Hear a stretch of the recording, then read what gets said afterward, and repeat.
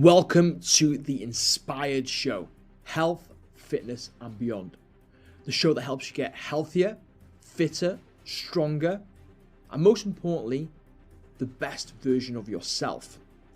Helping you overcome emotional eating, stress drinking, and helping improve your lifestyle in a manageable and sustainable way. Thank you all for your support. Don't forget to subscribe and hit the like button on each video so we can grow our community. Hey team, and welcome to this week's episode of the Inspired Show. This week we're going to be talking about how volume foods can help you lose weight faster. But before we delve into today's topic, if you haven't done so already, drop the page a little subscribe. If you enjoy this video, give it a big thumbs up, and don't forget to let us know your thoughts in the comments section as well. On top of that, inside the captions, you can follow our social media pages to keep up to date with all the relevant information on becoming the best version of yourself. And there's also a free download for you as well to get you started on your journey, helping you set clear goals, improving your nutrition, getting you moving more, and looking at the common pitfalls that hold people back from achieving their goals. So we're going to get straight into it. What are volume foods? Volume foods are foods that are typically higher in volume and lower in calories.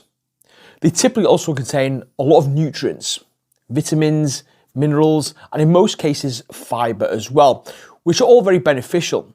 But when it comes to volume eating, it's the volume of food we're looking at in comparison to the amount of calories that they have, which makes them beneficial for losing weight and dropping body fat. So what are volume foods? Well, volume foods are things like your fruits.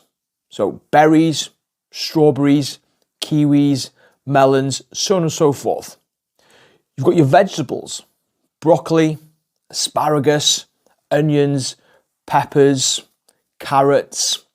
You then got your whole grains, your oats, your potatoes, your sweet potatoes, and then you've also got your lean proteins as well. Chicken breast, turkey breast, egg whites, white fish. Now, these foods are going to help you from a variety of reasons when it comes to your fat loss journey.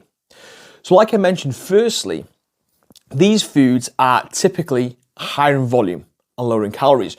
So when you have more voluminous foods, they're going to make you more satisfied, which is going to make it easier for you to stay in your calorie deficit. And that's one of the most important things when it comes to losing weight. We've got to create that calorie deficit, and we want to make it as sustainable as possible. So bulking up on your higher volume foods can be helpful from that point of view. The second reason is these volume foods are also very nutrient dense, like I mentioned.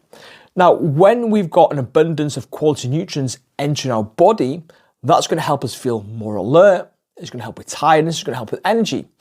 So that then means that it's going to be more beneficial from an activity point of view, especially if we're working out. We're going to be able to push more into our workouts and also in our daily movement as well. If we've got more energy, we're more likely to be able to go out and get more steps in. So it hits it from 2 points of view. So that's why it's so important we do start to prioritize volume foods. What we can also do as well is look at ways that we can implement what we call smart swaps. And when we add these smart swaps into our diet, we can look at the foods that we really like and just swap them out for more voluminous foods, which makes it a lot easier to make this maintainable transition into long-term sustainable change. And that's what it's all about. It is making long-term sustainable change when it comes to reaching your goals. So what do these smart swaps look like? So for example, if you eat a bowl of cereal in the morning, you could swap that out for a bowl of porridge. Again, for the same amount of volume, you're going to get more bang for your buck for the calorie allowance by having porridge versus a bowl of cereal. Instead of having a packet of crisps, you could have a packet of popcorn. Again, you're going to get more bang for your buck when it comes to having the popcorn versus the packet of crisps. When it comes to maybe having a chocolate, you could swap that out for some fruit. Again, you're still getting the sweetness of the fruit, but you're going to be able to have a lot more volume when it comes to the fruit in regards to the chocolate. And when you start making these smart swaps on a regular basis, it can help you massively start making lifestyle changes. Now, don't get me wrong, it's not about cutting out the foods you love and being totally restrictive. It's about getting the balance right. So what is the right balance? Now, personally, I feel a balance of 75 to 80% of more voluminous foods and then 20 to 25% of less voluminous foods is a really good balance, because it allows you to feel satisfied, feel energized, feel nourished, and feel fuller for longer 80% of the time. But you've also got a 20% leeway where you can let your hair down. You can enjoy that takeaway or enjoy that piece of chocolate or a piece of birthday cake, whatever it may be, without restricting it totally. Because when it comes to your journey, it is about getting the balance right, about finding the foods that satisfy you, keep hunger at bay, but also having that enjoyment and not totally restricting things from our nutrition as well. So how can you start implementing these changes? Well, if you're not eating a lot of volume foods at the moment, simply jumping up to maybe 75 to 80% volume foods in one hit might be quite challenging.